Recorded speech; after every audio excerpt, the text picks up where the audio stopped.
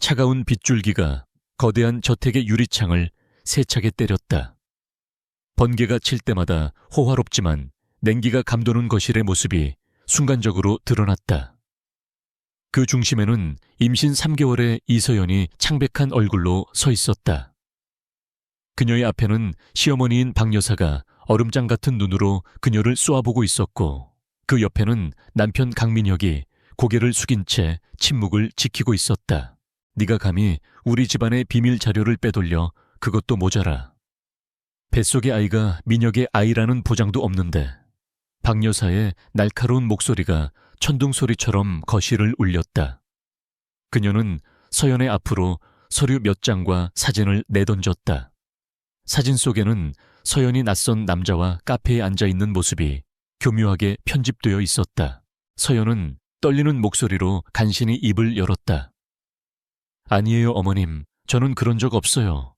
이 사진은 조작된 거예요.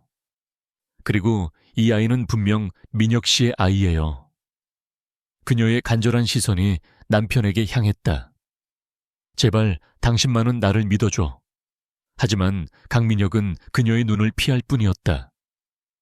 그의 침묵은 그 어떤 비수보다 서연의 가슴을 깊게 찔렀다.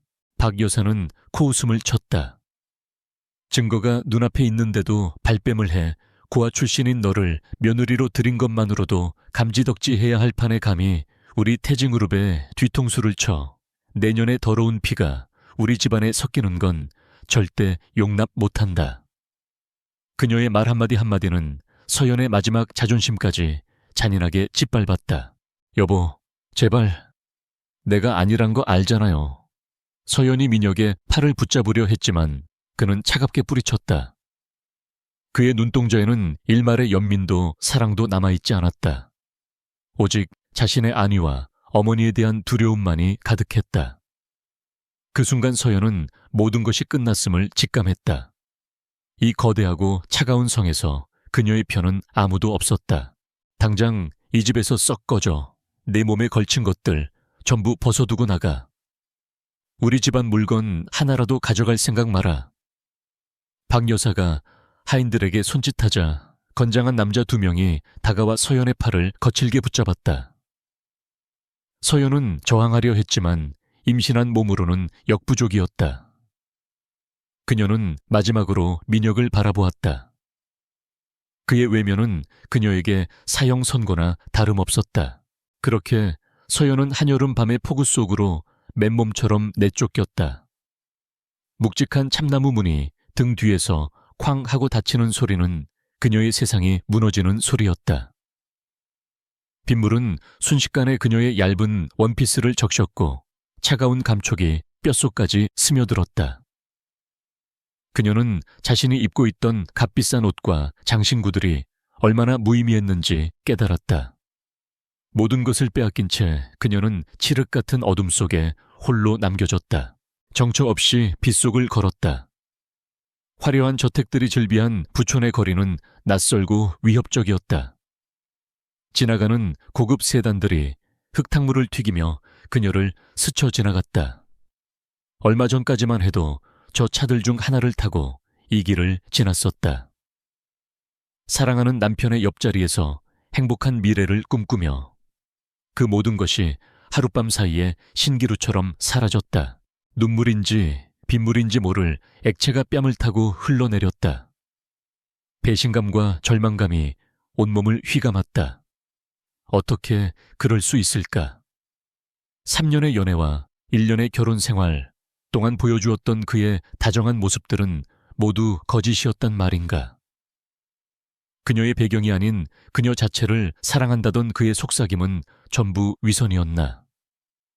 심장이 갈기갈기 찢어지는 고통에 서연은 주저앉아 오열하고 싶었다. 그때 뱃속에서 미약한 움직임이 느껴졌다. 아이가 보내는 생명의 신호였다. 서연은 무의식적으로 자신의 배를 감싸 안았다. 차가운 빗속에서 유일하게 느껴지는 온기였다. 이 아이, 민혁과 그의 가족에게는 부정당했지만 자신에게는 세상의 전부인 아이. 이 아이만큼은 지켜야 했다. 이 아이를 위해서라도 이렇게 무너질 수는 없었다. 순간 서연의 눈빛이 변했다.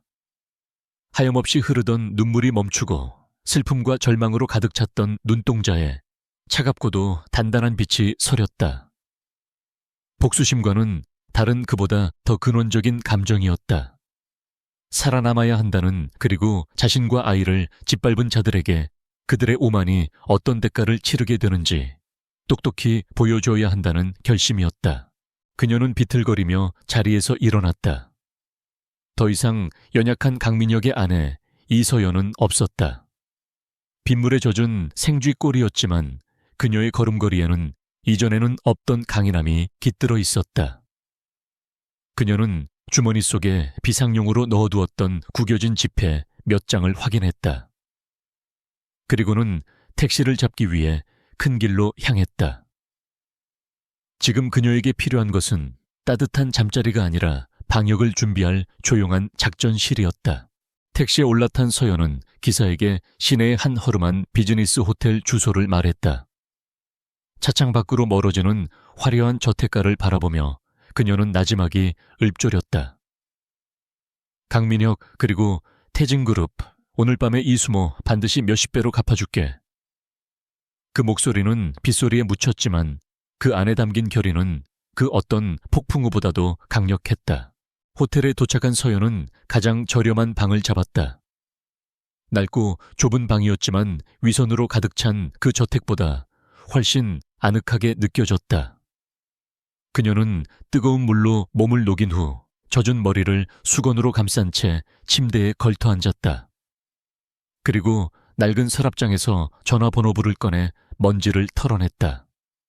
수많은 숫자들 속에서 그녀는 오랫동안 누르지 않았던 번호 하나를 찾아냈다. 떨리는 손가락으로 번호를 눌렀다. 몇 번의 신호음이 가고 중후한 목소리가 수화기 너머에서 들려왔다.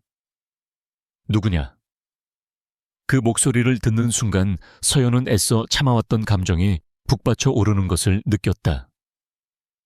하지만 지금은 울 때가 아니었다. 그녀는 심호흡을 하고 최대한 담담한 목소리로 입을 열었다. 외할아버지, 저 서연이에요. 수화기 너머에서 짧은 침묵이 흘렀다.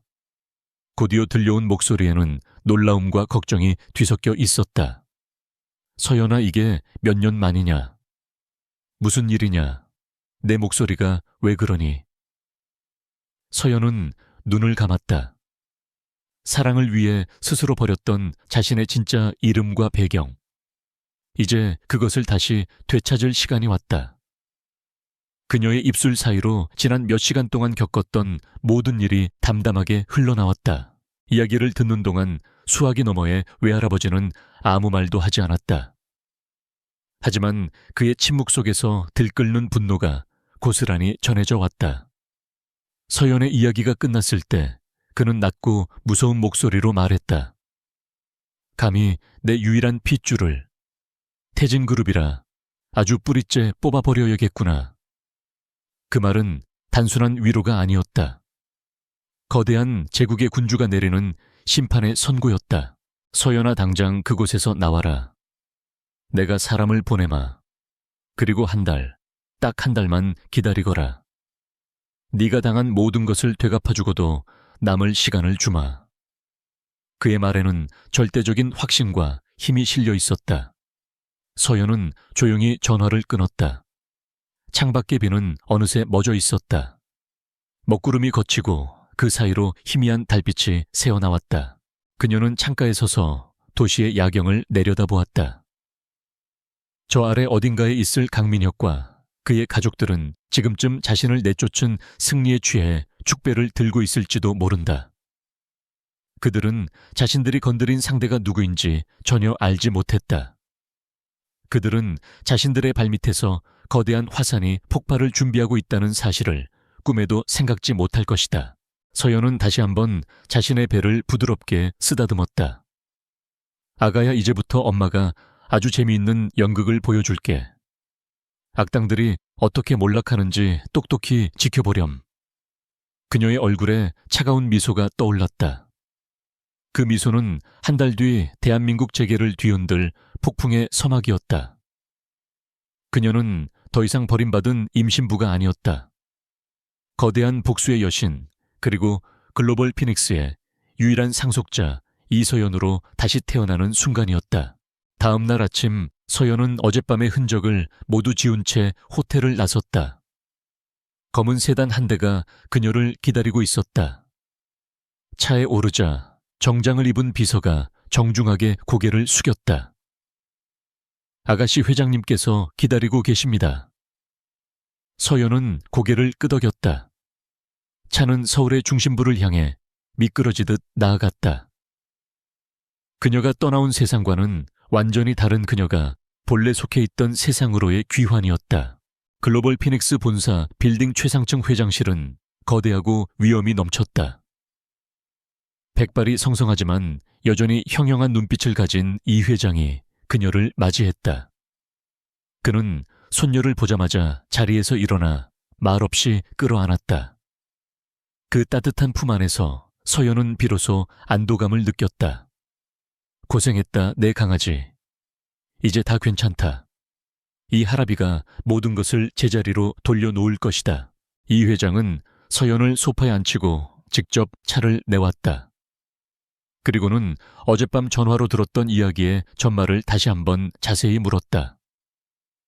서연은 태진그룹의 내부 사정 강민혁의 성격 박여사의 탐욕 등 지난 1년간 겪고 보았던 모든 것을 상세하게 설명했다. 그녀의 이야기는 더 이상 감정적인 하소연이 아니었다. 그것은 적에 대한 냉철하고 정확한 브리핑이었다. 모든 이야기를 들은 이 회장은 만족스러운 표정으로 고개를 끄덕였다. 잘했다. 적을 알아야 백전백승이지. 네가 그 지옥에서 헛된 시간만 보낸 것은 아니었구나. 그는 책상 위에 인터폰을 눌러 비서실장을 호출했다. 곧이어 한 무리의 전문가들이 회장실로 들어왔다.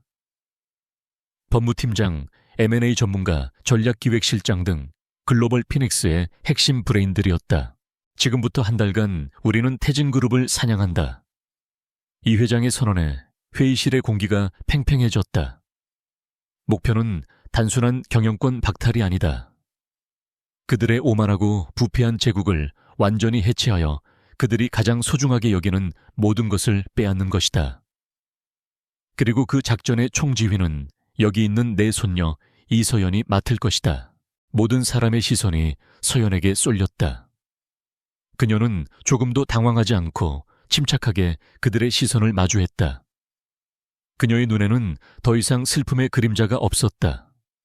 오직 목표를 향한 차가운 지성과 날카로운 결단력만이 빛나고 있었다. 그녀는 조용히 입을 열었다. 작전의 첫 단계는 태진그룹의 자금줄부터 끊는 것입니다. 그들이 현재 가장 공을 들이고 있는 신재생에너지 사업 그 중심에 있는 아우라테크부터 시작하죠. 그녀의 목소리는 낮고 차분했지만 회의실에 모인 모든 사람을 압도하기에 충분했다. 그렇게 거대한 복수의 서막이 올랐다. 검은 세단이 서울의 금융중심지에 우뚝 솟은 유리와 강철의 거대한 탑 앞에 멈춰 섰다. 글로벌 피닉스 타워, 그 이름만으로도 대한민국 경제계에 막강한 영향력을 행사하는 제국의 심장이었다. 이서연은 차에서 내리며 익숙하면서도 낯선 건물을 올려다보았다. 사랑을 택하며 제 발로 걸어나갔던 세상.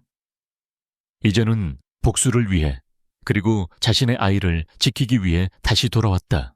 로비에 들어서자 직원들이 분주하게 움직이는 모습이 보였다. 모두가 최고급 맞춤 정장을 입고 있었고 그들의 얼굴에는 자신감과 엘리트 의식이 넘쳐 흘렀다. 서연의 초라한 행사에게도 불구하고 그녀를 안내하는 김 비서의 태도는 한치의 흐트러짐 없이 정중했다. 그들은 그녀가 누구인지, 그리고 그녀가 곧 갖게 될 힘이 무엇인지 이미 알고 있었다.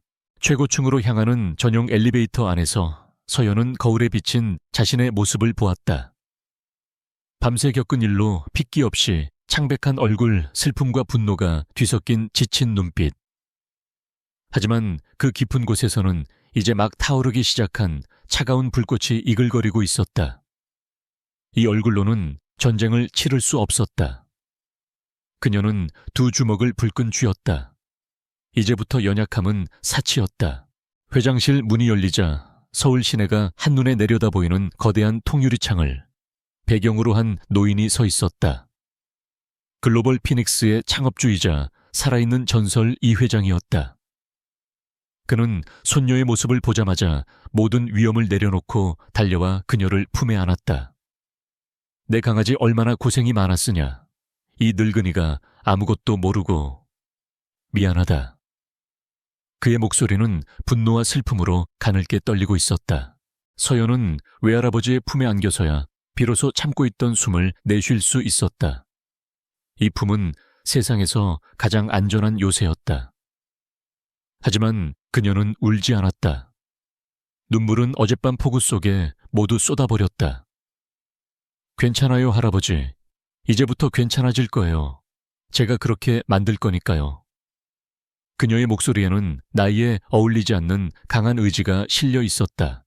이 회장은 손녀의 달라진 눈빛을 보고는 가슴 아픈 미소를 지었다. 순수하고 해맑던 아이가 하룻밤 사이에 강철 같은 여전사가 되어 돌아왔다. 그는 서연을 최고급 가죽 소파에 앉히고 직접 따뜻한 차를 내주었다.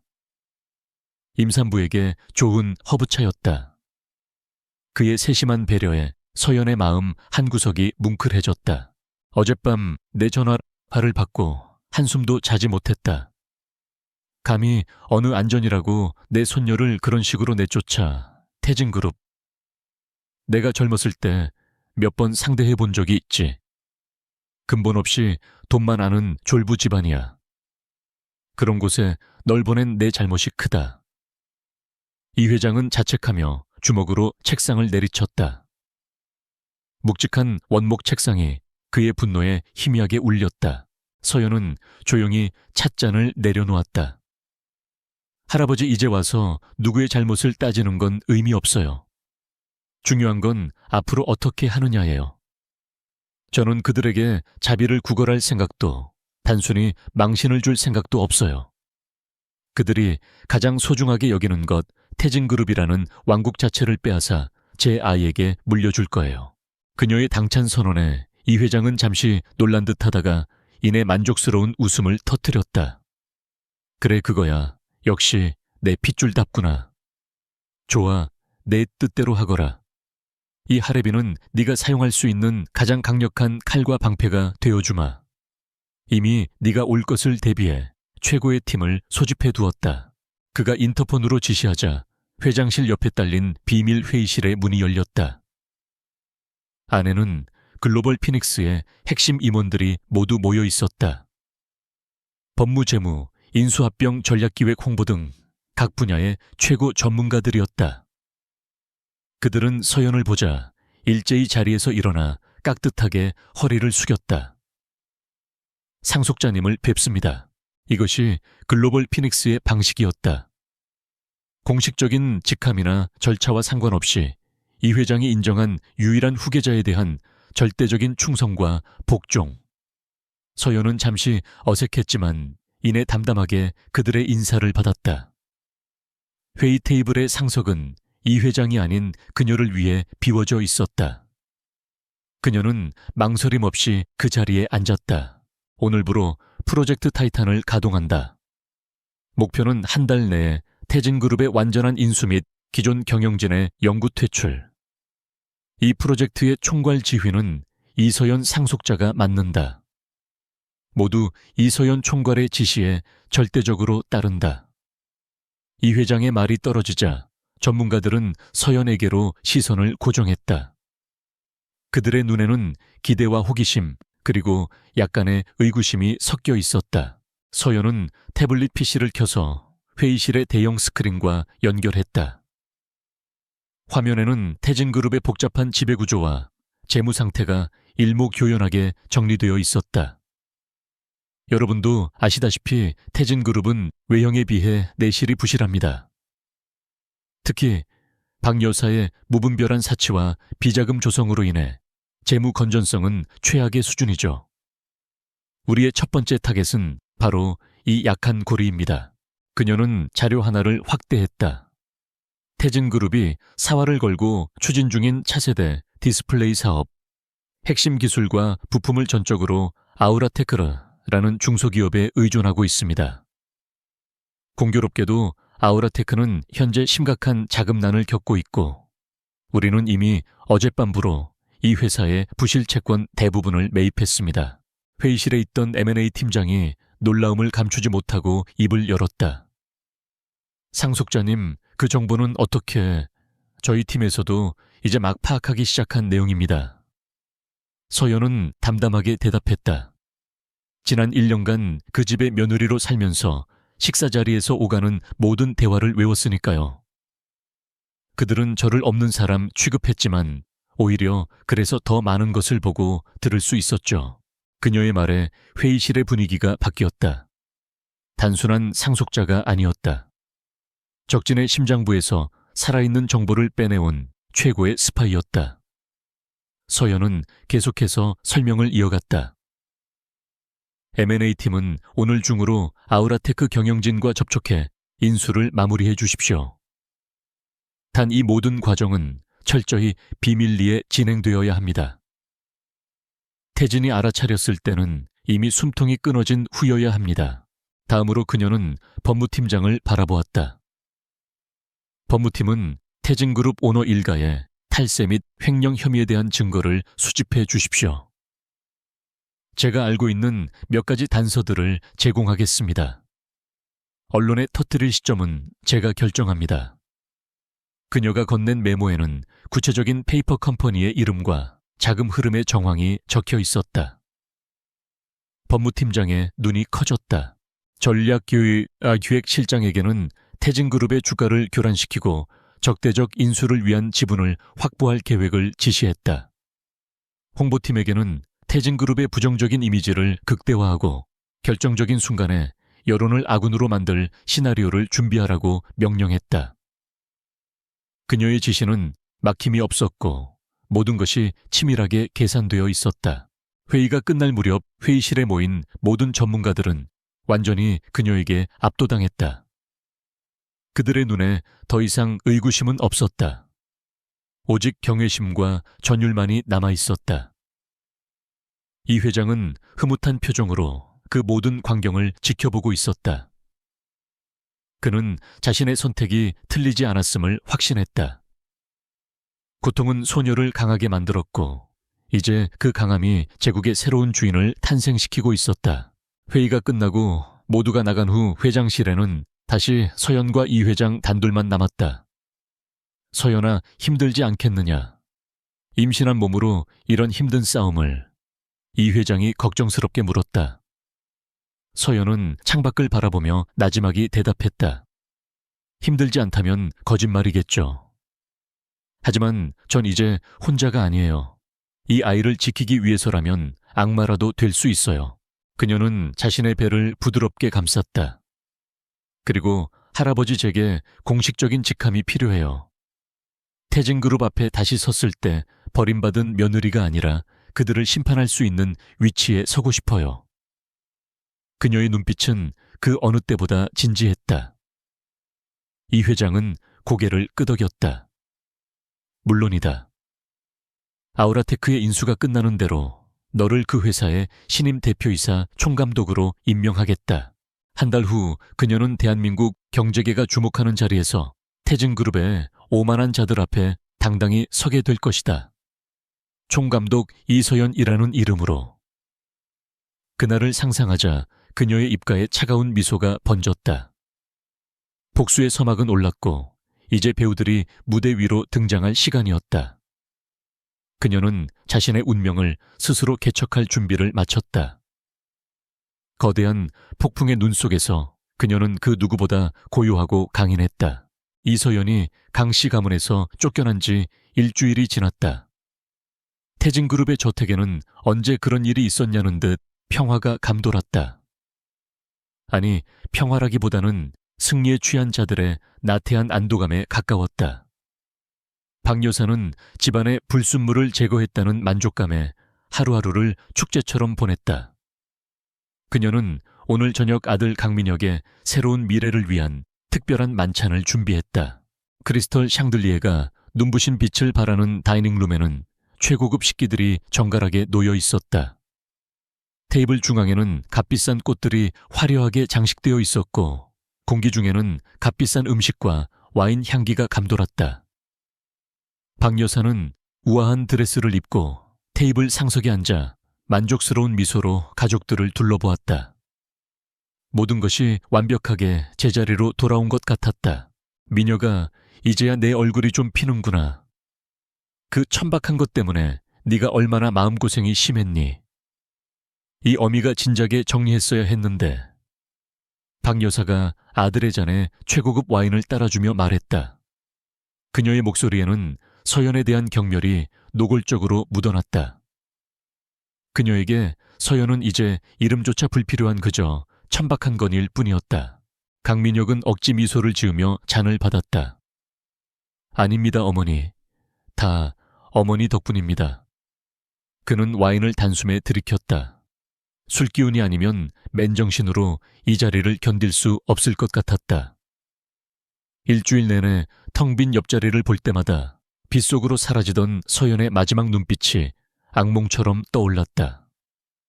죄책감이 목을 조여왔지만 그는 애써 외면했다. 그의 여동생인 강미래가 얄밉게 웃으며 대화에 끼어들었다.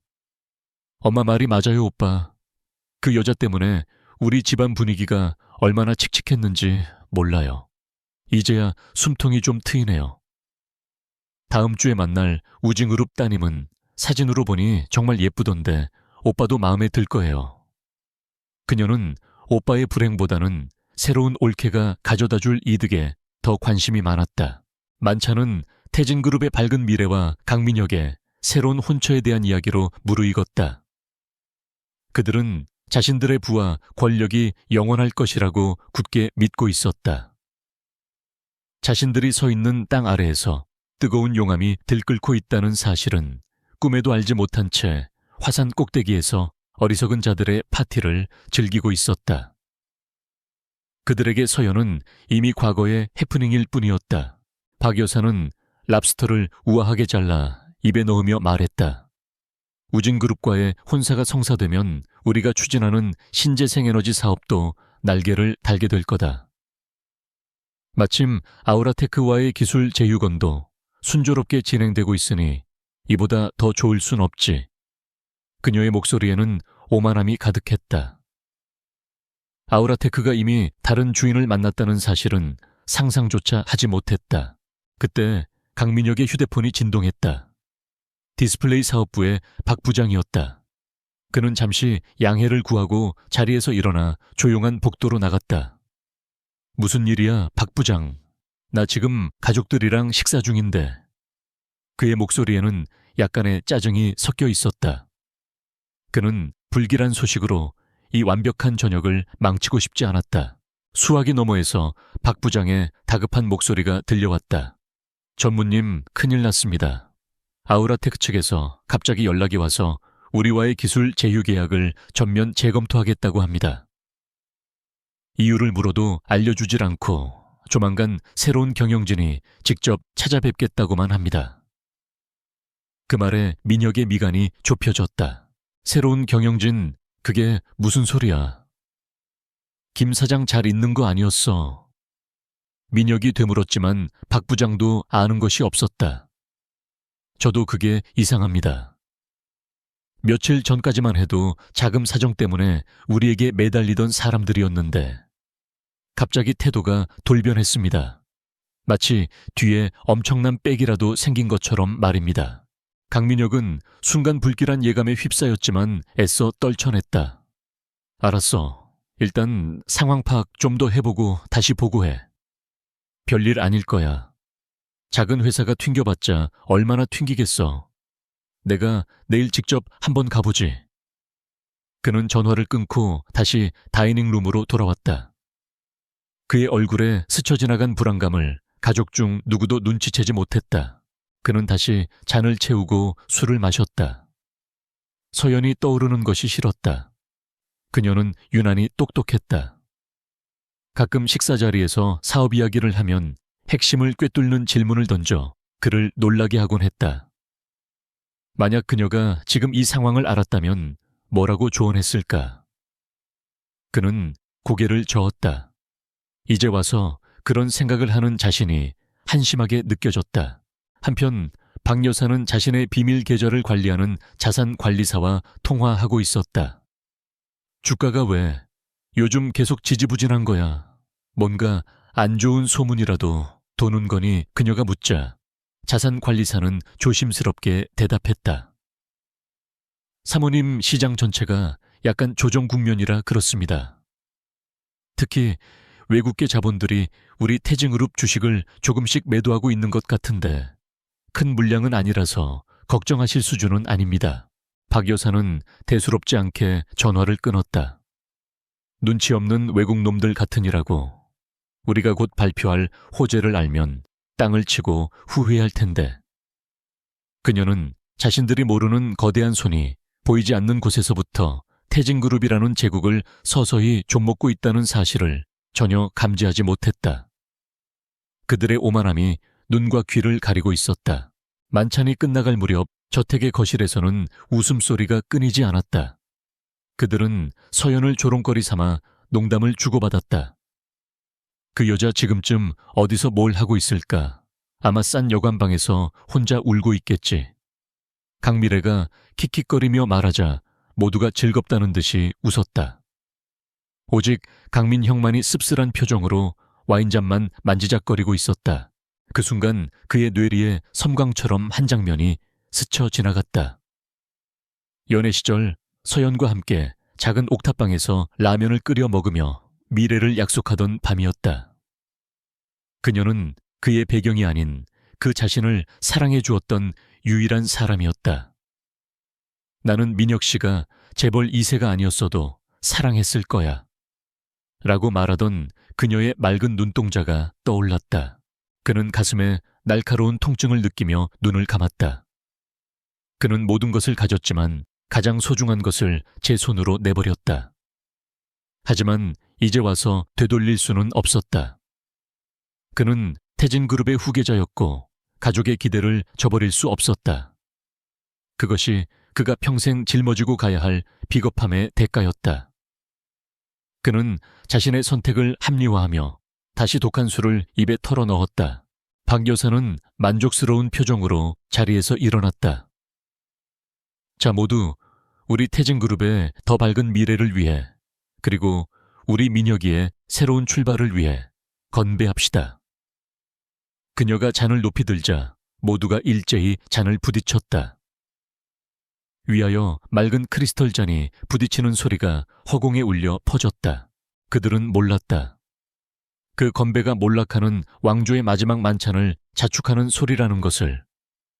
그들이 마시는 값비싼 와인이 곧 피눈물로 변하게 될 것이라는 것을. 그리고 그들이 내쫓은 연약한 여인이 이제 곧 거대한 해일이 되어 그들의 오만한 성을 집어삼키러 올 것이라는 사실을. 저택 밖의 밤은 폭풍전야처럼 고요하고 깊었다. 한 달이라는 시간은 누군가에게는 찰나였지만 다른 누군가에게는 모든 것을 뒤바꾸기에 충분한 시간이었다. 대한민국 경제의 미래를 논하는 미래기술 포럼이 열리는 최고급 호텔의 연회장은 수많은 인파로 북적였다. 언론사 기자들의 카메라 플래시가 쉴 새 없이 터졌고 재계의 거물들은 서로 인사를 나누며 보이지 않는 세력 다툼을 벌이고 있었다. 그 중심에 태진그룹의 강민혁과 박 여사가 있었다. 그들은 겉으로는 여유로운 미소를 짓고 있었지만 속은 새까맣게 타들어가고 있었다. 지난 한 달간 이상한 일들이 연이어 터졌다. 주요 거래처들이 석연치 않은 이유로 계약을 파기했고 자금 흐름은 눈에 띄게 악화되었다. 무엇보다 골칫거리는 아우라테크였다. 그들은 새로운 경영진이 정해졌다는 통보만 남긴 채 모든 연락을 차단했다. 어머니, 아무래도 이상합니다. 아우라테크 뒤에 누군가 있는 게 분명해요. 강민혁이 낮은 목소리로 말했다. 그의 얼굴에는 지난밤의 과음으로 인한 피로와 숨길 수 없는 불안감이 어려 있었다. 박 여사는 못마땅한 표정으로 샴페인 잔을 들었다. 별것도 아닌 일에 호들갑 떨지 마라. 그깟 중소기업 하나가 우리 태진을 상대로 뭘 어쩌겠다고. 오늘 이 자리에서 더 큰 물고기를 잡으면 그만이다. 그녀의 오만한 자신감에도 불구하고 연 회장 분위기는 묘하게 그들을 비껴가는 듯했다. 모두의 관심은 오늘 기조연설을 할 아우라테크의 신임 대표에게 쏠려 있었다. 한 달 만에 글로벌 사모펀드에 막대한 투자를 유치하며 화려하게 부활한 아우라테크. 그리고 베일에 쌓인 그 새로운 수장. 재계 전체가 그 정체를 궁금해하고 있었다. 드디어 포럼의 시작을 알리는 사회자의 목소리가 울려 퍼졌다. 여러분, 오늘 이 자리에 가장 뜨거운 감자를 들고 온 분이 있습니다. 파산 직전의 기업을 한 달 만에 업계의 다크호스로 되살려낸 기적의 주인공 아우라테크의 새로운 심장 이서연 총감독님을 무대 위로 모시겠습니다. 이서연. 그 이름이 불리는 순간 강민혁과 박 여사는 마치 시간이 멈춘 듯 그 자리에 얼어붙었다. 설마 아닐 거야. 동명이인이겠지. 그들이 현실을 부정하는 사이 단상의 조명이 한 곳에 집중되었고 그 빛 속으로 한 여성이 걸어 나왔다. 군더더기 없는 검은색 파워 수트, 또렷한 이목구비 위로 흐르는 냉철한 지성 좌중을 압도하는 당당한 걸음걸이. 그 얼굴은 틀림없는 이서연이었다. 하지만 분위기는 완전히 다른 사람이었다. 그들이 경멸하며 내쫓았던 순진하고 연약했던 여자의 그림자는 어디에도 없었다. 지금 단상 위에 서 있는 사람은 누구도 감히 넘볼 수 없는 강렬한 카리스마를 뿜어내는 여왕 그 자체였다. 연회장 곳곳에서 술렁이는 소리가 터져 나왔다. 강민혁은 숨 쉬는 것조차 잊었다. 머릿속이 하얗게 비어버렸다. 지난 한 달간의 모든 불길한 사건들이 하나의 그림으로 맞춰지는 듯했다. 아우라테크의 갑작스러운 태도, 변화 정체불명의 거대 자본, 그리고 눈앞의 이서연. 그는 자신이 얼마나 끔찍한 실수를 저질렀는지, 그리고 자신이 상대하고 있는 것이 무엇인지 이제야 어렴풋이 깨닫기 시작했다. 박 여사는 부들부들 떨리는 손으로 아들의 팔을 붙잡았다. 저게 어떻게 된 일이냐. 저 천한 것이 어떻게 저 자리에. 그녀의 목소리는 분노와 당혹감으로 갈라져 나왔다. 그녀가 평생 쌓아 올린 상식과 질서가 눈앞에서 산산조각 나고 있었다. 고아 출신의 버려진 며느리가 재계의 스포트라이트를 받으며 자신들 앞에 서 있는 이 슈레리스트의 한 광경을 도저히 받아들일 수 없었다. 서연은 자신에게 꽂히는 수많은 시선, 특히 경악으로 물든 강씨 일가의 얼굴을 무시한 채 담담하게 연설을 시작했다. 그녀의 목소리는 부드러우면서도 강한 힘이 있었다. 안녕하십니까. 아우라테크 총감독 이서연입니다. 그녀는 회사의 과거 위기나 자신의 개인적인 이야기는 단 한마디도 꺼내지 않았다. 대신 그녀는 미래를 이야기하였다. 인공지능과 신재생 에너지를 결합한 혁신적인 기술 비전, 투명하고 윤리적인 경영 철학, 그리고 협력사와의 상생을 통한 새로운 산업 생태계 구축. 그녀의 연설은 막힘이 없었고 깊은 통찰력으로 가득 차 있었다. 그것은 단순한 기업 소개가 아니라 기술의 미래에 대한 하나의 선언문과도 같았다. 특히 그녀가 구시대적이고 불투명한 거래 관행을 타파하고 오직 기술력과 신뢰만으로 파트너를 선택하겠다고 말했을 때 강민혁은 그것이 자신들의 심장을 겨눈 비수임을 직감했다. 서연은 태진그룹을 직접적으로 언급하지 않았지만 그녀의 모든 말은 태진의 부패한 경영 방식을 간접적으로 비판하고 있었다. 연설이 끝나자 연회장에서는 우레와 같은 박수 소리가 터져 나왔다. 기자들은 미친 듯이 카메라 셔터를 눌러댔고 여러 기업 총수들이 그녀에게 다가가 명함을 건네기 위해 줄을 섰다. 그녀는 순식간에 포럼의 주인공이 되었다. 강민혁과 박 여사는 그 모든 광경을 망연자실하게 바라볼 뿐이었다. 자신들이 버린 돌이 어느새 다른 사람들의 왕관을 장식하는 보석이 되어 있었다. 연설 후 이어진 네트워킹 시간. 박 여사는 이성을 잃고 서연에게 다가갔다. 네가 어떻게 여기에 있는 거냐? 네 뒤에 있는 게 누구야?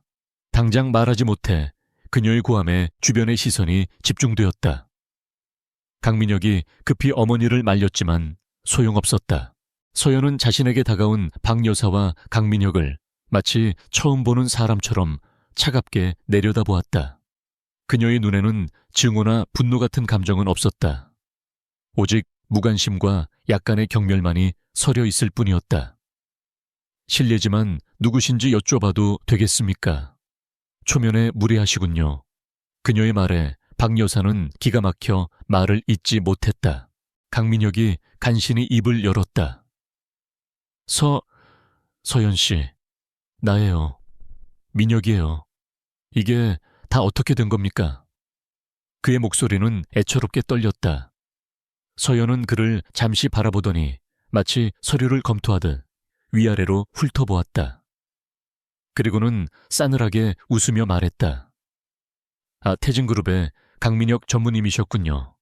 그리고 이쪽은 박 여사님이시고 저희 아우라테크의 기술에 관심이 많으신 것 같군요. 그녀는 비서를 불러 명함 2장을 꺼내 건넸다. 공식적인 사업 논의는 비서를 통해 절차에 따라 미팅을 신청해 주시기 바랍니다. 그럼 저는 다른 중요한 약속이 있어서 이만. 서연은 짧게 고개를 까딱하고는 그들을 둘러싼 인파를 뚫고 유유히 사라졌다. 그녀의 태도는 완벽하게 공적이었고 그래서 더 잔인했다. 남겨진 것은 모욕감과 충격에 휩싸인 강민혁과 박 여사 그리고 그들을 향해 터지는 수많은 카메라 플래시뿐이었다. 내쫓은 며느리에게 공개적으로 사업 미팅을 구걸해야 하는 처지가 된 재벌가. 이보다 더 큰 스캔들은 없었다. 다음 날 아침 신문의 경제면 한 면을 장식할 기사의 헤드라인이 모두의 머릿속에 선명하게 그려졌다. 강민혁은 손에 든 차가운 명함을 멍하니 내려다보았다. 총감독 이서연. 그 세 글자가 그의 심장을 날카롭게 파고들었다. 그는 이제야 모든 것을 깨달았다. 이것은 우연이 아니었다. 지난 한 달 그들이 승리에 취해 파티를 벌이는 동안 서연은 거대한 복수의 칼을 갈고 있었다. 그리고 오늘 그 차가운 칼날이 마침내 그들의 목을 겨누기 시작한 것이다. 전쟁은 이미 시작되었다. 미래 기술 포럼이 끝난 다음 날 아침 대한민국은 발칵 뒤집혔다. 모든 신문과 방송의 헤드라인은 단 한 사람, 이서연의 이름으로 도배되었다. 재계의 신데렐라 한 달 만에 충격적인 귀환. 태징그룹 쫓아낸 며느리 앞에서 굴욕. 아우라테크의 여왕 이서연은 누구인가? 등 자극적인 제목의 기사들이 쏟아져 나왔다. 이른 아침부터 태진그룹 본사 회의실의 공기는 살얼음판처럼 차가웠다. 박 여사는 신문을 갈기갈기 찢어던지며 고함을 질렀다. 이게 다 무슨 수작이야. 감히 고아 계집년 따위가 언론을 이용해서 우리 태진의 얼굴에 먹칠을 해. 당장 법무팀은 저 기집애를 명예훼손으로 고소해. 그녀의 분노는 현실을 인정하지 못하는 발악에 가까웠다. 하지만 회의실에 모인 임원들의 얼굴에는 공포가 서려 있었다. 그들은 박 여사처럼 감정적으로 대처할 상황이 아님을 알고 있었다. 강민혁은 퀭한 눈으로 회의를 주재했다. 그는 밤새 한숨도 자지 못했다.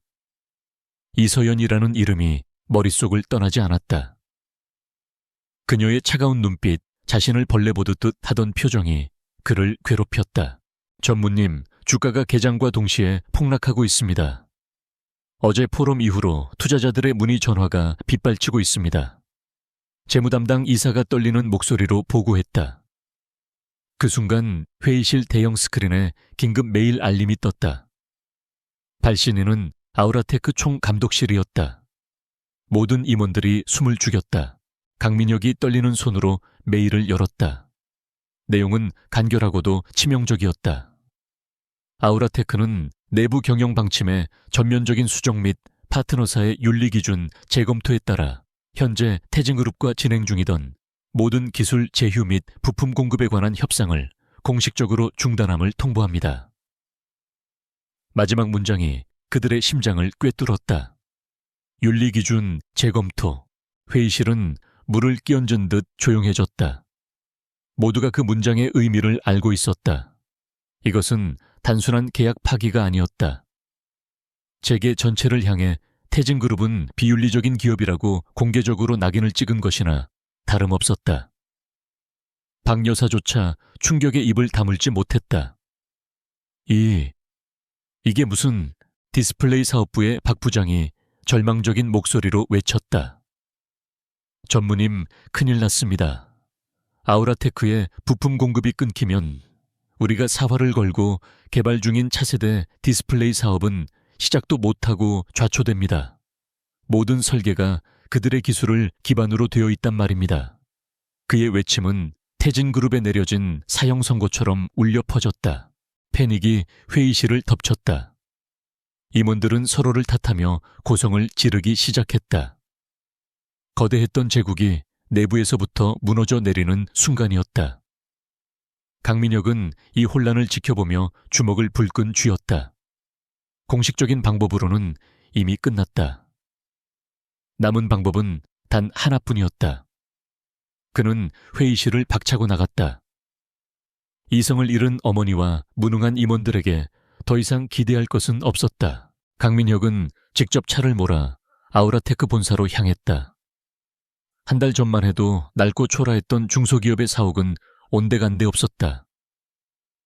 그 자리에는 세련된 유리 건물로 리모델링된 활기 넘치는 회사가 서 있었다. 로비는 젊고 유능한 인재들로 가득했다. 그는 이 모든 변화가 단 한 사람 이서연의 힘이라는 것을 인정할 수밖에 없었다. 그는 비서의 재질을 뿌리치고 막무가내로 대표이사실로 향했다.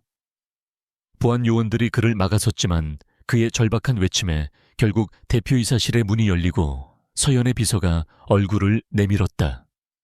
비서는 차가운 표정으로 말했다. 총감독님께서는 지금 바쁘십니다. 공식적인 절차를... 강민혁은 그 말을 무시하고 안으로 밀고 들어갔다. 서여연은 거대한 통유리창 앞에 서서 도시를 내려다보고 있었다. 어제와 같은 검은색 정장이었지만 오늘은 어딘가 더 위험 있고 접근하기 어려운 분위기를 풍겼다. 그녀는 돌아보지도 않은 채 차가운 목소리로 말했다. 보안팀은 뭘 하는 거죠? 외부인을 함부로 들이다니. 강민혁 씨 업무 시간에 무슨 볼일이시죠? 강민혁은 문을 닫고 그녀에게 다가갔다. 그는 마지막 남은 자존심을 버리고 애원하기 시작했다. 서연 씨, 제발 이러지 말아요. 우리가 어떻게 이렇게 될 수가 있어요. 우리 함께 했던 좋은 시간들도 있었잖아요. 제발 예전처럼... 그의 목소리는 간절함을 넘어 처절했다. 서연은 그제야 천천히 몸을 돌렸다. 그녀의 얼굴은 완벽한 무표정이었다. 강민혁 씨, 지금 제게 과거의 감정을 팔러 오신 겁니까? 유감스럽지만 당신이 버린 그 감정은 이미 쓰레기통에 들어간 지 오래입니다. 저는 지금 당신과 개인적인 이야기를 나눌 시간이 없습니다. 그녀의 말은 얼음처럼 차가웠다. 아니, 이건 비즈니스 문제가 아니잖아요. 당신, 이건 명백한 복수예요. 어떻게 나한테, 우리 가족한테 이럴 수 있어요. 뱃속의 우리 아이를 생각해서라도 제발 멈춰줘요. 강민혁은 최후의 수단으로 아이 이야기를 꺼냈다. 그것이 그가 저지른 가장 큰 실수였다. 그 말을 듣는 순간 서연의 눈빛이 돌변했다. 무표정했던 얼굴에 경멸과 분노가 스쳐 지나갔다. 우리 아이 감히 그 더러운 입에 내 아이를 올리지 마세요. 그녀는 그에게 한 걸음 다가섰다. 그녀의 작은 체구에서 뿜어져 나오는 압도적인 기세에 강민혁은 저도 모르게 뒷걸음질 쳤다. 똑똑히 들으세요, 강민혁 씨. 이 아이는 더 이상 당신과 상관없어요. 내 아이예요. 그리고 내가 지금 하는 모든 일은 바로 내 아이를 당신과 당신의 그 끔찍한 가족으로부터 지키기 위한 거예요. 내 아이가 태어날 세상에 태진그룹 같은 부패하고 추악한 존재가 발붙일 곳은 없어야 하니까요. 그녀는 책상 위에 인터폰 버튼을 눌렀다. 보안팀 당장 내 사무실로 올라와서 이 남자를 끌어내세요. 업무 방해 및 무단 침입 현행범입니다. 그리고 그녀는 강민혁을 향해 마지막 통첩을 날렸다. 앞으로 한 번만 더 개인적으로 나를 찾아오거나 내 아이를 언급하면 그땐 접근금지 가처분 신청과 함께 당신을 스토커로 고소할 겁니다. 알아들었습니까? 잠시 후 건장한 보안 요원들이 들이닥쳐 속수무책인 강민혁의 양팔을 붙잡았다. 그는 마지막까지 서연의 이름을 부르며 발버둥 쳤지만 그녀는 눈길 한 번 주지 않았다. 그는 그렇게 자신이 한때 사랑했던 여자의 사무실에서 범죄자처럼 비참하게 끌려나갔다. 그가 알던 이서연은 완전히 죽었다는 것을 온몸으로 깨달았다. 강민혁이 끌려나간 후 사무실에는 다시 정적이 찾아왔다. 서연은 잠시 흔들리는 다리를 붙잡고 소파에 주저앉았다. 강철 같았던 가면 뒤로 그녀 역시 깊은 상처를 입은 인간이었다. 하지만 그녀는 눈물을 흘리지 않았다. 대신 부드럽게 자신의 배를 감쌌다. 아가야 봤지, 엄마는 강하단다. 널 위해서라면 뭐든지 할 수 있어. 그녀의 목소리는 다시금 단단해졌다. 첫 번째 공격은 성공했다. 하지만 이것은 시작에 불과했다. 태진그룹의 숨통을 완전히 끊을 때까지 그녀는 멈추지 않을 것이다. 태진그룹에 대한 첫 번째 공격이 성공적으로 끝난 후 이서연은 잠시도 쉬지 않고 다음 단계를 준비했다. 아우라테크를 이용한 사업적 압박은 그들의 발을 묶어두기 위한 미끼에 불과했다. 그녀가 준비한 진짜 비수는 더 깊고 어두운 곳, 바로 태진그룹의 썩어빠진 심장을 겨누고 있었다. 그녀의 진짜 전쟁터는 언론의 스포트라이트가 비추는 화려한 비즈니스 세계가 아니었다. 글로벌 피닉스 타워 최상층에 위치한 비밀 상황실. 이곳은 이서연의 워룸이었다. 거대한 벽면을 가득 채운 스크린에는 태진그룹과 관련된 온갖 데이터가 실시간으로 흘러가고 있었다. 주가 변동 자금 흐름, 주요 임원들의 동선까지 최고의 전문가들로 구성된 프로젝트 타이탄 팀이 24시간 내내 적의 모든 움직임을 감시하고 분석했다. 사업부를 흔드는 것만으로는 부족합니다. 그들은 어떻게든 다른 공급처를 찾거나 정치권에 로비를 해서 위기를 모면하려 할 겁니다. 그들의 뿌리 자체를 뽑아버려야 해요. 서연이 회의 테이블에 앉아 단호하게 말했다. 그녀의 앞에는 법무팀장과 회계 분석 전문가들이 긴장된 표정으로 앉아 있었다. 제가 그 집에 있는 동안 박 여사가 매달 특정 갤러리와 자선단체를 통해 거액의 자금을 움직이는 것을 확인했습니다. 표면적으로는 예술품 구매와 기부였지만 그 돈의 흐름은 매우 불투명했죠. 아마도 그게 비자금의 통로일 겁니다. 그녀의 기억력은 사진처럼 정확했다. 그녀가 무심코 보고 들었던 모든 정보들이 이제는 강력한 무기가 되어 돌아왔다. 법무팀장이 고개를 끄덕이며 입을 열었다. 상속자님 말씀이 맞습니다. 저희가 며칠간 자금 흐름을 추적한 결과 박 여사가 관리하는 페이퍼 컴퍼니 몇 개의 실체를 확인했습니다. 하지만 결정적인 증거 내부 장부가 없이는 법의 심판대에 세우기가 어렵습니다. 그들은 워낙 교묘해서 꼬리를 잡기가 힘듭니다. 바로 그 순간이었다. 정보 분석팀의 한 요원이 다급하게 상황실로 들어왔다. 총괄님 제보자가 나타났습니다. 3년 전 태진건설 재무이사 자리에서 강제 해임된 최민준 부장이라는 사람입니다. 박 여사의 비자금 조성을 돕지 않았다는 이유로 쫓겨났다고 합니다. 그가 결정적인 증거를 가지고 있는 것 같습니다. 상황실의 공기가 순간 팽팽해졌다. 최민준, 서연도 기억하는 이름이었다. 강직하고 유능했지만 박 여사의 눈밖에 나서 하루아침에 회사에서 사라졌던 사람이었다. 그는 지금 어디에 있죠? 그의 요구 조건은 뭡니까? 서연이 날카롭게 물었다. 분석 요원이 대답했다. 현재 지방 소도시에서 작은 식당을 운영하며 숨어 지내고 있습니다. 요구 조건은 단 하나, 자신과 가족의 절대적인 신변 보호입니다. 팀원들 사이에서 의견이 분분했다. 위험합니다. 함정일 수도 있습니다. 전문 요원을 보내서 접촉하는 것이 안전합니다. 하지만 서연은 고개를 저었다. 아니요, 제가 직접 가겠습니다. 그 역시 태진의 피해자입니다.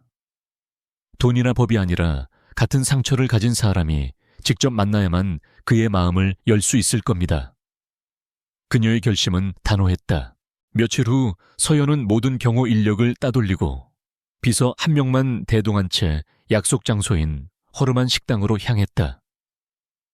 식당 주인인 최민주는 초조한 얼굴로 가게 문을 닫고 그녀를 맞이했다. 그는 오랜 도피 생활로 지쳐 보였고 그의 눈에는 깊은 불신과 두려움이 가득했다. 정말 글로벌 피닉스에서 직접 오신 겁니까? 믿을 수가 없군요. 믿을 수가 없군요. 서연은 따뜻한 미소를 지으며 그와 마주 앉았다. 최 부장님, 아니, 이제는 최 사장님이라고 불러야겠네요. 무서우셨죠? 저도 그들의 방식이 얼마나 잔인한지 잘 알고 있습니다. 저 역시 그들에게 모든 것을 빼앗기고 내쫓겼으니까요. 그녀는 자신의 이야기를 짧게 털어놓았다. 재벌가의 상속자가 아닌 한 명의 피해자로서 진심을 다해 그에게 다가갔다. 최민준의 눈빛이 서서히 흔들리기 시작했다.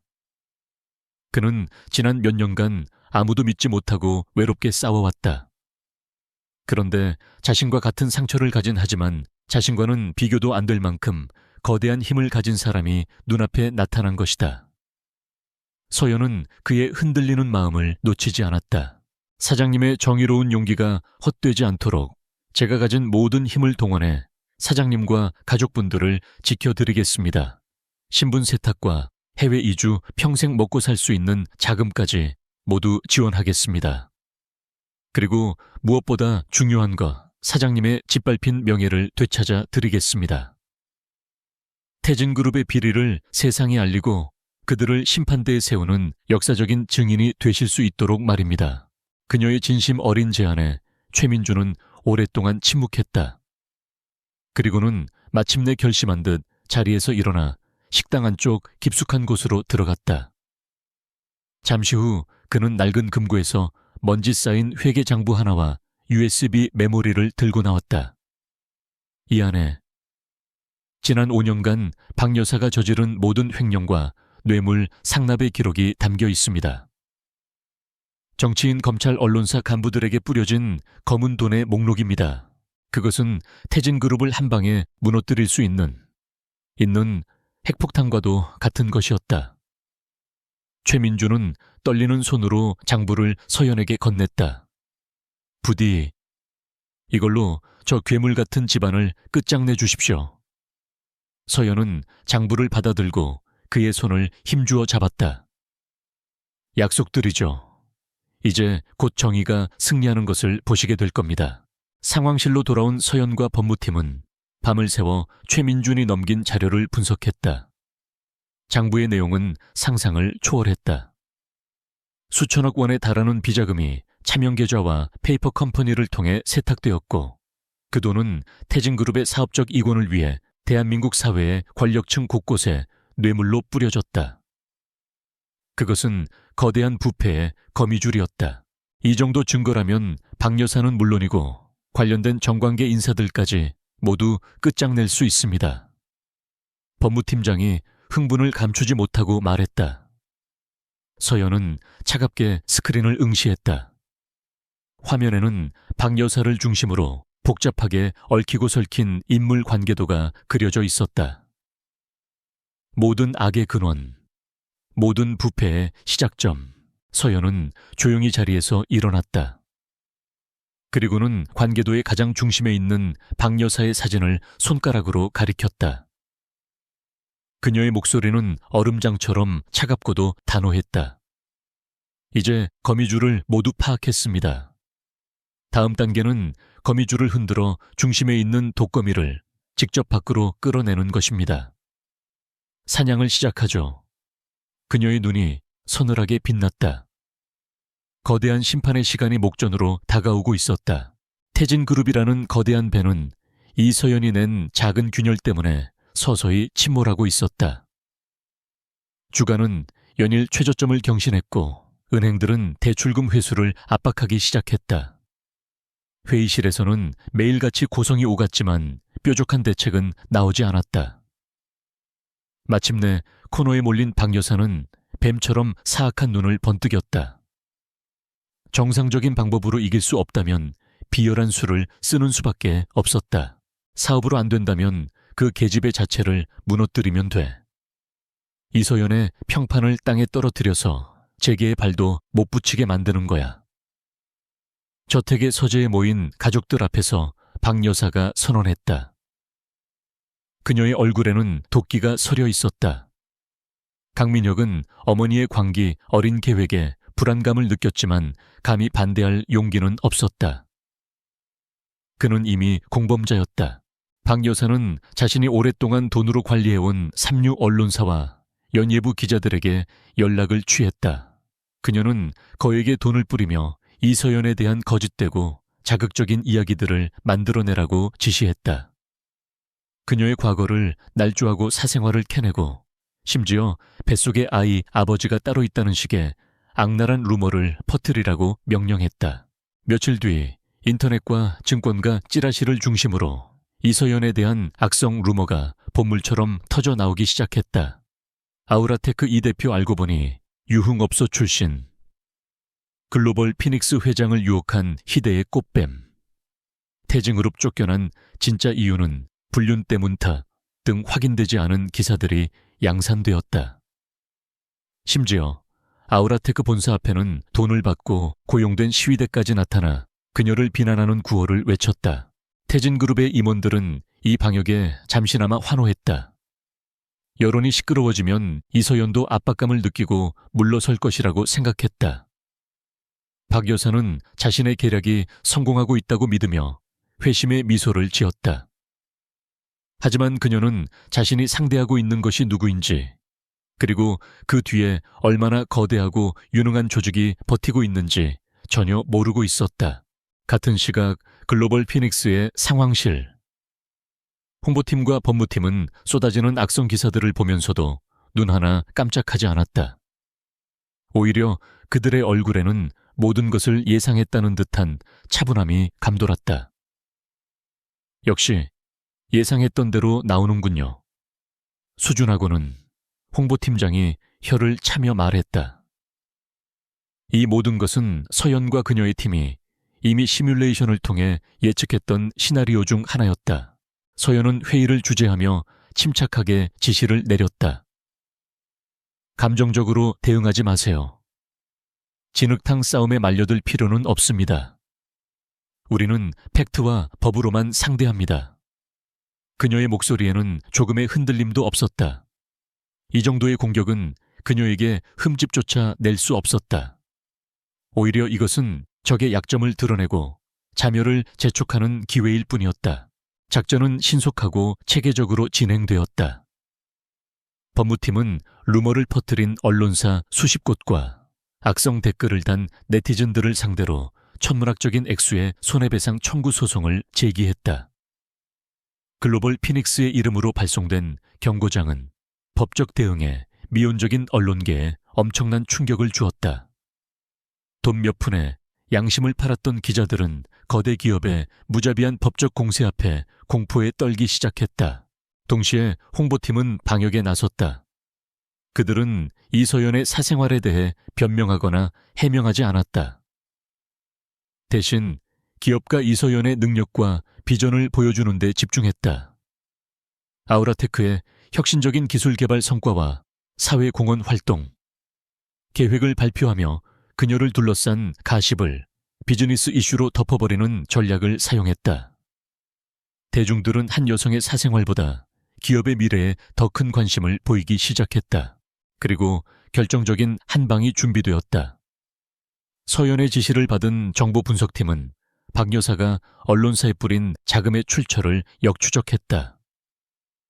최민준에게서 받은 비자금 장부의 기록과 실제 돈의 흐름이 정확하게 일치했다. 그들은 박 여사가 페이퍼 컴퍼니를 통해 기자들의 계좌로 돈을 입금한 모든 증거를 확보했다. 글로벌 피닉스는 이 증거를 대한민국에서 가장 신뢰받는 탐사보도 전문 방송사에 독점적으로 제보했다. 방송사는 며칠간의 추가 취재 끝에 태진그룹의 추악한 여론조작 실태를 메인 뉴스 시간에 대대적으로 보도했다. 방송이 나간 후 여론은 순식간에 뒤집혔다. 대중의 분노는 하늘을 찔렀다. 한 개인, 그것도 임신한 여성을 무너뜨리기 위해 회사 돈으로 언론을 매수하고 여론을 조작한 재벌가의 비윤리적인 행태에 모두가 경악했다. 인터넷 커뮤니티와 소셜미디어는 태진그룹을 비난하는 글로 도배되었고 태진 제품에 대한 불매 운동까지 벌어지기 시작했다. 박 여사의 비열한 공격은 오히려 그녀 자신의 목을 조르는 밧줄이 되어 돌아왔다. 태진그룹의 주가는 회복 불가능한 수준으로 폭락했고 이사회는 더 이상 박 여사와 강민혁 체제를 신뢰할 수 없게 되었다. 그동안 박 여사의 권력에 눌려 숨죽이고 있던 이사들이 하나둘씩 반기를 들기 시작했다. 강민혁은 사면촉에 몰렸다. 그는 집무실에서 쏟아지는 항의 전화를 받으며 절망에 빠졌다. 어머니의 계획은 최악의 자충수가 되었다. 그는 모든 것을 망쳐버린 어머니를 원망했지만 그런 어머니를 말리지 못한 자신의 비겁함이 더 혐오스러웠다. 그는 이제 자신이 할 수 있는 일이 아무것도 없다는 것을 깨달았다. 그날 밤 태진그룹 저택. 박 여사는 뉴스 속보를 보며 넋을 잃고 소파에 앉아 있었다. 화면 속에서는 아나운서가 그녀의 실명을 거론하며 검찰의 수사가 임박했음을 알리고 있었다. 그녀가 평생을 바쳐 쌓아 올린 명예와 부 그리고 권력이 모래성처럼 무너져 내리고 있었다. 그녀의 귀에는 세상 모든 사람들이 자신을 비웃고 손가락질하는 환청이 들리는 듯했다. 그녀는 부들부들 떨리는 손으로 전화기를 들었다. 하지만 어디에 전화해야 할지 알 수 없었다. 그녀가 돈으로 관리하던 권력자들은 이미 그녀에게서 등을 돌린 지 오래였다. 그녀는 완벽하게 고립되었다. 자신이 파놓은 함정에 스스로 빠진 것이다. 절망적인 상황 속에서 그녀의 눈에 남아있던 이성은 사라지고 오직 광기 어린 분노만이 타오르기 시작했다. 이서연, 내가 죽더라도 너만은. 태풍의 눈이 마침내 태진그룹 본사 심장부로 상륙했다. 긴급 주주총회가 열리는 대강당은 시작 전부터 전운이 감돌았다. 성난 주주들의 고성과 수백 명의 기자들이 터뜨리는 카메라 플래시 소리가 뒤섞여 아수라장을 방불케 했다. 단상 중앙에는 박 여사와 강민혁이 굳은 얼굴로 앉아 있었다. 그들은 애써 태연한 척했지만 파멸의 벼랑 끝에 서 있는 자들의 불안감은 숨길 수 없었다. 박 여사는 마이크를 잡고 최후의 발악을 시작했다. 존경하는 주주 여러분, 지금 우리 태진그룹은 외부의 악의적인 세력에 의해 부당한 공격을 받고 있습니다. 하지만 이대로 무너질 수는 없습니다. 저와 제 아들 민혁이를 믿고 다시 한번 기회를 주신다면 반드시 회사를 정상궤도에 올려놓겠습니다. 그녀의 목소리는 절박했지만 공허한 메아리처럼 흩어졌다. 주주들의 반응은 싸늘했다. 지금 그 말을 믿으라는 겁니까? 당신들 때문에 내 주식이 휴지 조각이 됐어. 당장 경영진에서 물러나 여기저기서 야유와 비난이 쏟아졌다. 의장이 황급히 의사봉을 두드리며 경영진 해임안에 대한 표결을 시작하려던 바로 그 순간이었다. 강당의 육중한 문이 소리 없이 열리고 한 무리의 사람들이 안으로 들어섰다. 검은 정장을 입은 변호인단과 전문 경영인들에게 둘러싸인 차에 당당한 걸음으로 들어오는 이서연이었다. 그녀의 등장에 강당의 모든 소음이 거짓말처럼 멎었다. 모든 시선이 오직 그녀에게로 향했다. 그녀는 임신한 배가 약간 불러 있었지만 그 모습은 연약함이 아닌 새로운 생명을 품은 강인함과 신성함마저 느끼게 했다. 그녀는 주주석 맨 앞줄에 마련된 좌석에 말없이 앉았다. 의장이 당황하며 소리쳤다. 당신은 이 회의에 참석할 자격이 없어. 당장 경비들은 저 여자를 끌어내야 하지만 경비원들이 움직이기도 전에 서연의 옆에 있던 변호사가 자리에서 일어나 서류를 높이 쳐들었다. 의장님 발언에 주의해 주시기 바랍니다.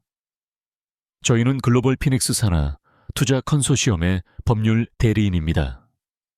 저희는 지난 한 달간 여러 우호 지분을 통해 태진그룹의 의결권 있는 주식 35%를 확보했으며 현재 이 자리에서 가장 많은 지분을 보유한 최대 주주입니다.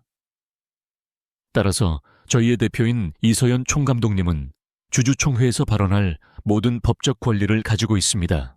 그의 선언은 강당의 핵폭탄처럼 떨어졌다. 35%. 그것은 박 여사와 강 씨 일가가 가진 모든 지분을 합친 것보다도 많은 양이었다. 박 여사와 강민혁의 얼굴이 새하얗게 질렸다. 자신들이 모르는 사이에 회사의 주인이 바뀌어 있었던 것이다. 그들은 자신들의 성이 이미 내부에서부터 점령당했다는 사실을 이제야 깨달았다. 서연은 천천히 자리에서 일어나 단상으로 향했다. 그녀는 박 여사와 강민혁을 스쳐 지나가며 잠시 멈춰 섰다. 그리고는 오직 그들만이 들을 수 있는 작은 목소리로 속삭였다. 이제 쇼는 끝났어요, 어머님. 그녀의 입에는 차가운 미소가 걸려 있었다. 그녀는 당당하게 연단에 서서 강당 안의 모든 사람들을 둘러보았다. 존경하는 주주 여러분, 아우라테크 총감독이자 여러분과 같은 태진그룹의 주주 이서연입니다. 그녀의 차분한 목소리는 마이크를 통해 강당 전체에 울려 퍼졌다. 저는 오늘 이 자리에서 누구를 비난하거나 과거를 들추고 싶지 않습니다. 다만 우리가 소중한 자산을 투자한 이 회사가 어떻게 운영되어 왔는지 그 진실을 모두가 알아야 한다고 생각합니다. 그녀는 자신의 노트북을 대형 스크린에 연결했다. 화면에 처음 나타난 것은 복잡한 자금 흐름도였다. 이것은 지난 5년간 태진그룹의 여러 계열사에서 정체불명의 페이퍼 컴퍼니로 흘러들어간 자금 내역입니다.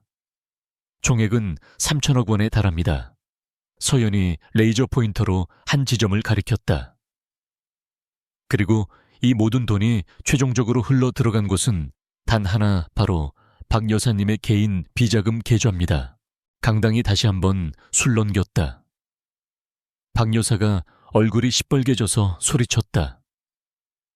거짓말, 저건 모두 조작된 거야. 저 계집애가 나를 모함하는 거라고 하지만 서연은 그녀의 발악에 아랑곳하지 않고 다음 자료를 화면에 띄웠다. 그것은 최민준이 목숨을 걸고 지켜낸 비밀, 장부의 스캔 파일이었다. 여기에는 그 비자금이 어떻게 사용되었는지 상세히 기록되어 있습니다. 정계, 법조계, 언론계의 유력 인사들에게 건네진 뇌물의 목록입니다. 날짜, 이름, 금액까지 정확하게 말이죠. 스크린에는 대한민국 사회를 뒤흔들 만한 거물급 인사들의 이름이 적나라하게 드러났다. 주주들은 경악을 금치 못했다. 강민혁은 더 이상 스크린을 쳐다볼 수 없었다. 그는 두 손에 얼굴을 묻었다. 모든 것이 끝났다. 어머니가 쌓아 올린 부패의 제국이 한때 자신이 사랑했던 여자의 손에 의해 낱낱이 해부되고 있었다. 그는 막을 수도 도망칠 수도 없었다. 그저 무력하게 이 모든 심판을 지켜볼 뿐이었다. 서연은 마지막 증거를 꺼내들었다. 그것은 한 정치인과 박 여사가 은밀하게 만나는 장면이 담긴 영상 파일이었다. 영상 속에서 박 여사는 동화방을 건네며 태진그룹에 대한 세무조사를 막아달라고 청탁하고 있었다. 이것으로 모든 설명이 끝났다고 생각합니다. 서연이 영상을 끄자 강당은 잠시 동안 완벽한 침묵에 휩싸였다. 바로 그 침묵을 깨고 강당의 뒷문이 다시 한번 열렸다. 이번에 들어온 사람들은 정장을 입은 검찰 수사관들이었다. 그들은 망설임 없이 단상으로 직행했다. 수사관 한 명이 박 여사 앞에 서서 차가운 목소리로 서류를 내밀었다. 박선희 씨, 당신을 특정경제범죄가중치 어벌법상 횡령 및 뇌물공여 혐의로 긴급 체포합니다. 당신은 변호사를 선임할 수 있으며 이게 무슨 짓이야? 난 죄 없어. 이건 함정이야. 박 여사는 미친 사람처럼 발버둥치며 저항했다. 하지만 수사관들은 아랑곳하지 않고 그녀의 손목에 차가운 수갑을 채웠다. 기자들의 카메라 플래시가 쉴 새 없이 터지며 몰락하는 여자의 마지막 모습을 담았다. 그렇게 박 여사는 수많은 주주와 기자들이 지켜보는 앞에서 자신이 평생을 바쳐 이룩한 왕국의 심장부에서 범죄자가 되어 끌려나갔다. 그녀는 끌려나가는 마지막 순간까지 서연을 향해 악에 바친 저주를 퍼부었다. 이서연, 내가 너를 가만두지 않을 거야 하지만 그녀의 목소리는 거대한 함성 속에 묻혀버렸다. 모든 것이 끝났다.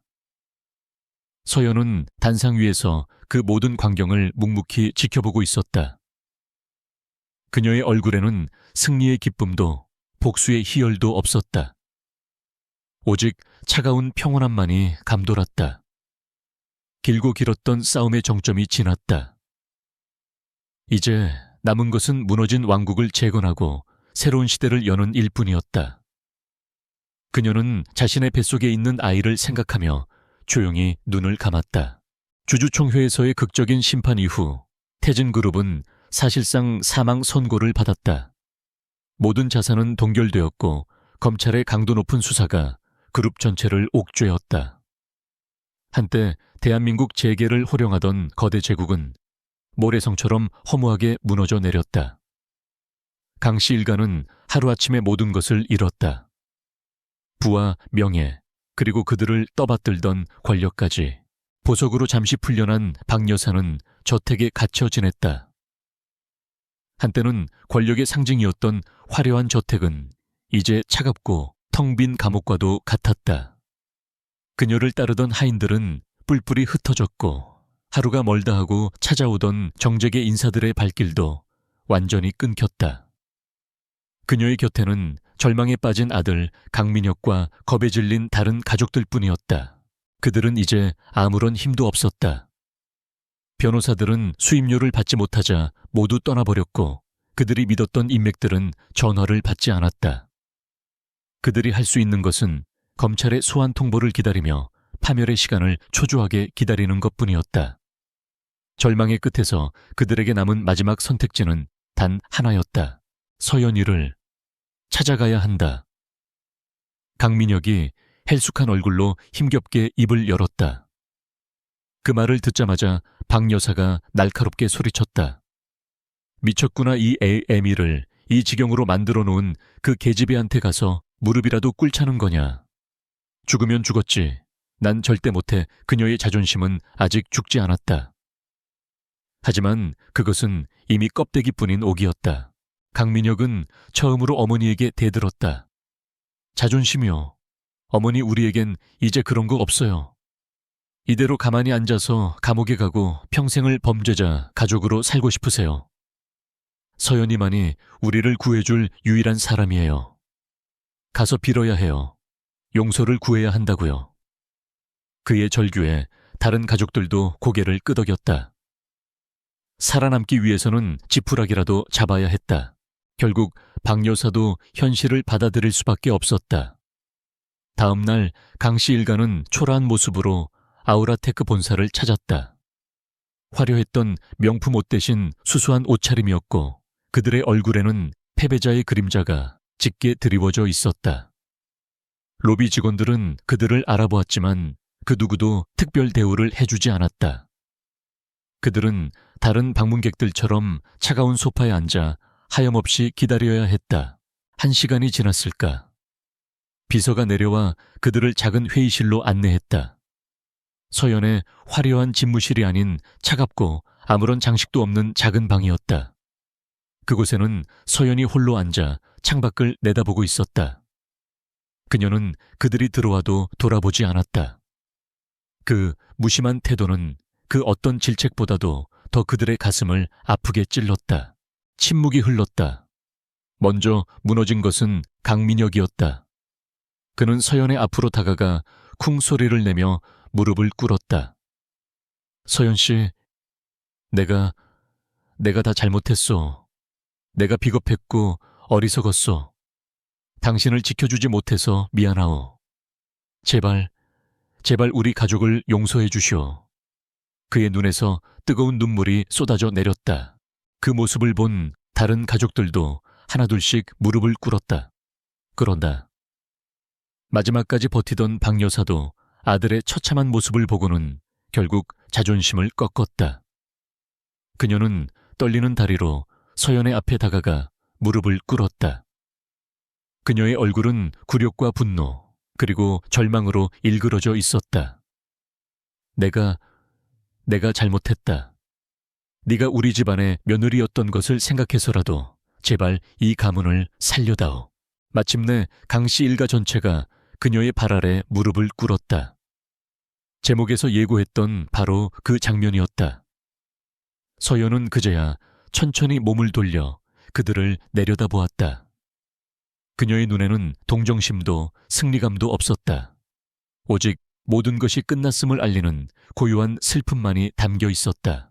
그녀는 조용히 입을 열었다. 그녀의 목소리는 낮고 차분했지만 회의실의 모든 공기를 얼어붙게 할 만큼의 무게를 담고 있었다. 일어나세요. 당신들의 무릎은 나를 위한 것이 아니라 당신들이 지은 죄를 위한 것이어야 합니다. 그녀는 먼저 강민혁을 바라보았다. 민혁 씨, 당신의 사과는 너무 늦었어요. 당신이 정말 미안했다면 내가 빗속으로 내쫓기던 그 밤에 내 손을 잡았어야죠. 당신의 사과는 당신의 행동에 대한 뉘우침이 아니라 당신이 처한 현실에 대한 두려움일 뿐이에요. 나는 그런 값싼 동정은 받지 않아요. 그리고 그녀의 시선은 박 여사에게로 향했다. 어머님, 당신은 아직도 뭘 잘못했는지 모르시는군요. 당신은 지금도 가문을 살려달라고 말하고 있어요. 당신이 저지른 수많은 불법과 비리 당신 때문에 고통받은 수많은 사람들의 눈물은 당신에게 중요하지 않은 거죠. 오직 당신의 탐욕으로 세운 그 썩은 왕국만이 중요한 거겠죠. 소여연은 자리에서 일어나 창가로 걸어갔다. 그녀는 자신의 배를 부드럽게 감싸 안았다. 내가 왜 당신들을 용서할 수 없는지 아세요? 복수심 때문이 아니에요. 당신들은 이미 나에게 아무런 감정도 일으키지 못하는 존재들이니까요. 내가 당신들을 용서하지 않는 이유는 바로 이 아이 때문입니다. 그녀는 무릎 꿇은 자들을 돌아보며 말을 이었다. 내 아이는 정의가 살아있는 세상에서 살아야 합니다.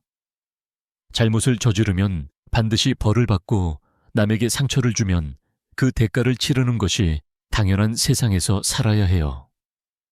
내가 만약 당신들을 용서한다면 나는 내 아이에게 돈과 권력 앞에서는 죄를 지어도 괜찮다는 것을 가르치는 것과 같아요. 저는 제 아이에게 그런 부끄러운 엄마가 될 수 없습니다. 그녀의 말 한마디 한마디는 비수가 되어 그들의 심장에 박혔다. 그것은 감정적인 비난이 아닌 거스를 쏜 없는 논리와 원칙의 선언이었다. 그녀는 그들에게 마지막 판결을 내렸다. 당신들이 저지른 죄에 대한 평가는 제가 하는 것이 아닙니다. 대한민국의 법이 당신들을 심판할 겁니다. 재산은 모두 국고로 환수될 것이고 당신들은 감옥에서 죗값을 치르게 되겠죠. 그것이 당신들이 받아야 할 유일한 자비이자 내가 내 아이와 이 사회에 보여줄 수 있는 유일한 정의입니다. 서연은 비서를 호출했다. 이분들 밖으로 안내해드리세요. 그녀는 더 이상 그들을 쳐다보지도 않은 채 다시 창밖으로 시선을 돌렸다. 강씨 일가는 망연자실한 표정으로 자리에서 일어났다. 그들의 눈에는 더 이상 희망이 남아있지 않았다.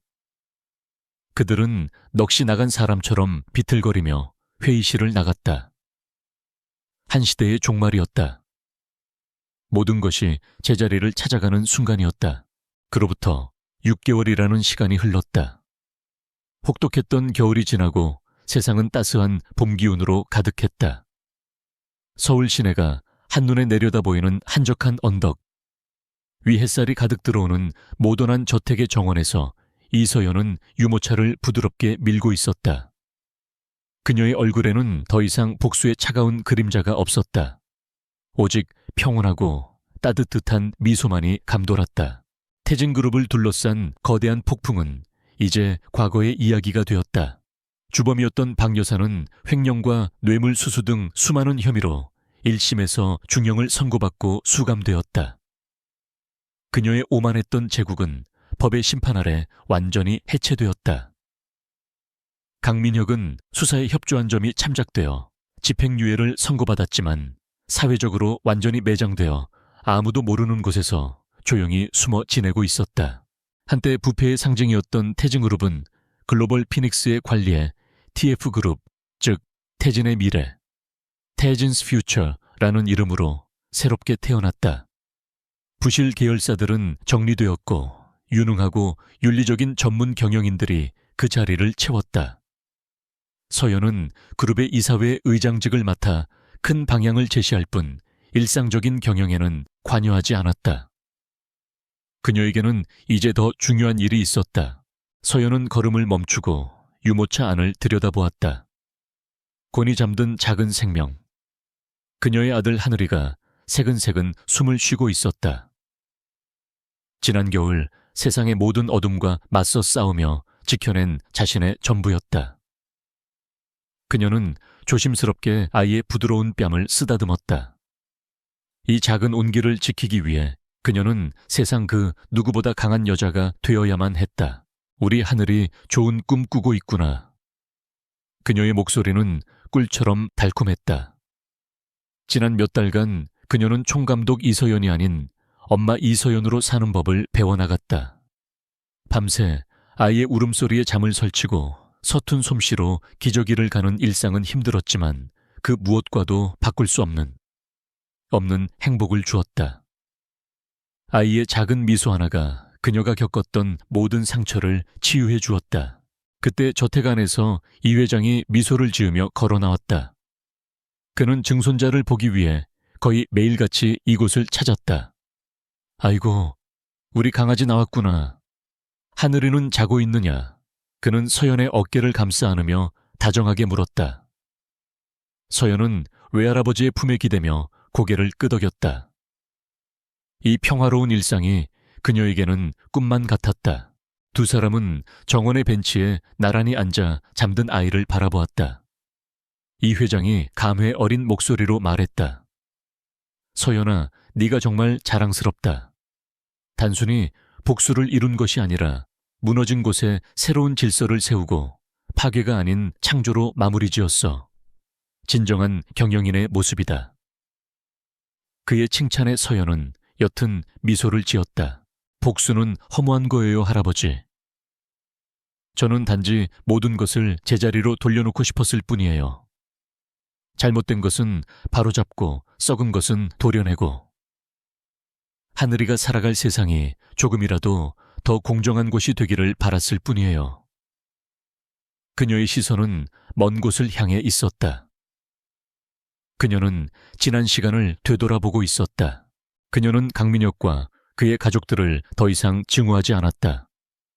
그들은 이제 그녀의 인생에 아무런 영향도 주지 못하는 그저 희미한 과거의 흔적일 뿐이었다. 오히려 그녀는 그들에게 감사했다. 그들의 배신이 아니었다면 그녀는 온실 속의 화초처럼 연약하게 살아갔을 것이다. 그들의 잔인함이 그녀를 강철로 단련시켰고 스스로의 힘으로 운명을 개척하는 법을 가르쳐 주었다. TF그룹 이사회에서 네가 차기 CEO로 공식 취임해야 한다는 의견이 많더구나. 어떻게 생각하느냐? 이 회장이 조심스럽게 물었다. 서연은 잠시 생각하더니 고개를 저었다. 아니요. 저는 당분간 엄마로만 살고 싶어요.